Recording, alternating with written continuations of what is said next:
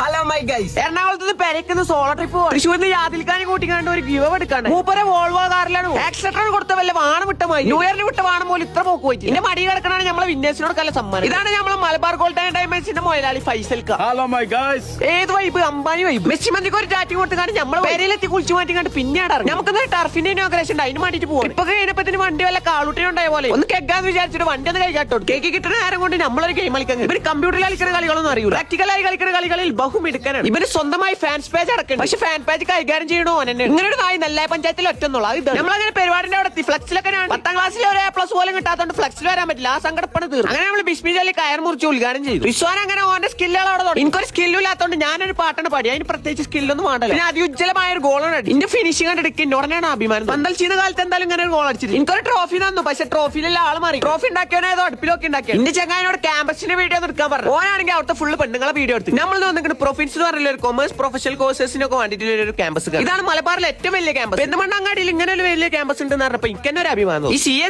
CCA പറയുമ്പോൾ ഞാൻ ഇത്ര സെറ്റപ്പിലൊന്നും കണ്ടിട്ടില്ല. ഇവിടെ കുട്ടികളൊക്കെ ഭയങ്കര ഹാപ്പിയാണ്, നല്ല എൻജോയ്മെന്റ് ഉണ്ട്, നല്ലൊരു കോളേജ് ലൈഫ് കിട്ടും. ഇവിടെ നല്ല പഠിപ്പുകൾ മാത്രമല്ല, നല്ല മൊയന്തോളും. ഇവർ വേറെ CA മാത്രമല്ല കൊടുക്കണം, അതിന്റെ കൂടെ BCom കൂടി കൊടുക്കും. രണ്ട് പെൺകുട്ടികൾ തിരിച്ചറിഞ്ഞതിന്റെ മെയിൻ അവലാണ് ആ ഫ്ലെക്സിൽ കൊടുക്കാൻ ഫോട്ടോ ഇല്ലാത്തതുകൊണ്ട് 2 ഫോട്ടോ. റിസ്വാന് പന്തിറക്കാൻ മാത്രമല്ല പെണ്ണുങ്ങളെ ഇറക്കാനും വയ്ക്കും. എൻജോയ്മെന്റ് മാത്രമല്ല, ഇവിടുത്തെ കുട്ടികൾ നല്ല റാങ്ക് ലിസ്റ്റിലും ഉണ്ട്. അതിന് കോഴിക്കോട് പോയി നമ്മളെ GT കൊടുത്തു. ബാക്കി നാളെ